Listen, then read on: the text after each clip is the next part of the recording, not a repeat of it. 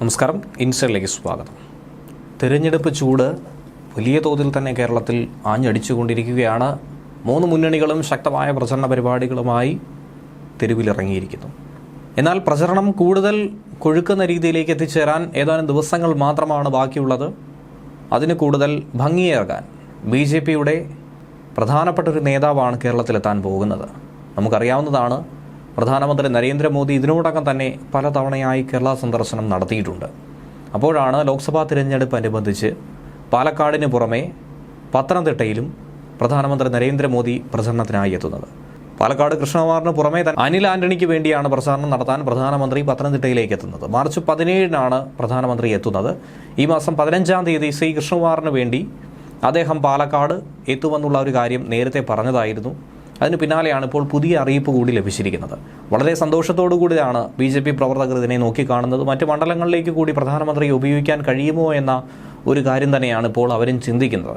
പല മണ്ഡലങ്ങളിലേക്കായി, പ്രത്യേകിച്ചും BJPയുടെ മിന്നുന്ന മണ്ഡലങ്ങളായിട്ടുള്ള A+ മണ്ഡലങ്ങളിൽ തന്നെ പ്രധാനമന്ത്രിയെ എത്തിക്കുക എന്ന വാശിയിൽ തന്നെയാണ് ഇപ്പോൾ പ്രവർത്തകരുള്ളത്. പാലക്കാട് NDAയുടെ A+ മണ്ഡലം തന്നെയാണ്. വിജയസാധ്യത ഏറ്റവും അധികം കൂടുതൽ അവർ കൽപ്പിക്കുന്നുണ്ട്. ഇതുകൂടി കണക്കിലെടുത്താണ് പ്രധാനമന്ത്രിയെ നേരിട്ടിറക്കി ഒരു പ്രചരണ തന്ത്രം നടത്താനായി നീക്കമിടുന്നത്. പാലക്കാട് മണ്ഡലത്തിൽ BJP സംസ്ഥാന ജനറൽ സെക്രട്ടറിയും പാലക്കാട് നഗരസഭാ മുൻ ഉപാധ്യക്ഷനുമായിട്ടുള്ള C കൃഷ്ണകുമാർ തന്നെ BJP സ്ഥാനാർത്ഥിയായി എത്തുമ്പോൾ അതിന് മാറ്റു കൂടുതൽ കൂടുകയാണ് എന്നുള്ളതാണ് ഏത് BJP പ്രവർത്തകരും ഇപ്പോൾ പറയുന്നത്. 15 പാലക്കാട്, ആലത്തൂർ എന്നീ മണ്ഡലങ്ങളിൽ തിരഞ്ഞെടുപ്പ് പ്രചരണം കൊഴുപ്പിക്കാനായി പ്രധാനമന്ത്രിയുടെ റോഡ് ഷോ കൂടി ഉണ്ടാകും. പാലക്കാട് NDAയുടെ A+ മണ്ഡലമാണെന്ന കാര്യം ഉയർത്തിപ്പിടിച്ചായിരിക്കും അദ്ദേഹം പ്രചരണം നടത്തുന്നത്. ഉറപ്പായും മോദി ഗ്യാരണ്ടി തന്നെയായിരിക്കും ഇത്തവണയും തിരഞ്ഞെടുപ്പിൽ തിളങ്ങുന്നത്. NDAയുടെ തിരഞ്ഞെടുപ്പ് ഓഫീസ് ആദ്യം കേരളത്തിൽ തുറന്നത് പാലക്കാടായിരുന്നു. അതുകൊണ്ട് തന്നെ പാലക്കാട് ആദ്യം എത്തണമെന്നുള്ള ഒരു നിർദ്ദേശം തന്നെ പ്രധാനമന്ത്രിക്ക് ലഭിച്ചിട്ടുണ്ടായിരുന്നു. മലമ്പുഴ, ഷൊർണൂർ, കോങ്ങാട്, പാലക്കാട് തുടങ്ങിയ മണ്ഡലങ്ങളിൽ നേതൃത്വം വലിയ വിജയം തന്നെയാണ് പ്രതീക്ഷിക്കുന്നത്. ഇവിടങ്ങളിലൊക്കെ തന്നെ BJPക്ക് മേൽക്കൈ ലഭിക്കുമെന്ന പ്രത്യാശ ഇതൊക്കെ തന്നെ പ്രവർത്തകർ പങ്കുവയ്ക്കുന്നുണ്ട്. NDA സ്ഥാനാർത്ഥി പ്രഖ്യാപനത്തിന് ശേഷം ഇതാദ്യമായിട്ടാണ് പ്രധാനമന്ത്രി കേരളത്തിലെത്തുന്നത് എന്ന പ്രത്യേകത കൂടി ഇതിനുണ്ട്. ഫെബ്രുവരി 27 പ്രധാനമന്ത്രി നരേന്ദ്രമോദി അവസാനമായി കേരളത്തിലെത്തിയത്. തിരുവനന്തപുരത്തും തൃശ്ശൂരിലുമായിരുന്നു അവസാന 2 സന്ദർശനങ്ങൾ നടത്തിയപ്പോൾ അദ്ദേഹം എത്തിച്ചേർന്നത്. K. സുരേന്ദ്രന്റെ നേതൃത്വത്തിൽ നടത്തിയ കേരള പദയാത്രയുടെ സമാപന സമ്മേളനം ഉദ്ഘാടനം ചെയ്യാനാണ് ഏറ്റവും ഒടുവിലായി തിരുവനന്തപുരത്ത് അദ്ദേഹം എത്തിയത്.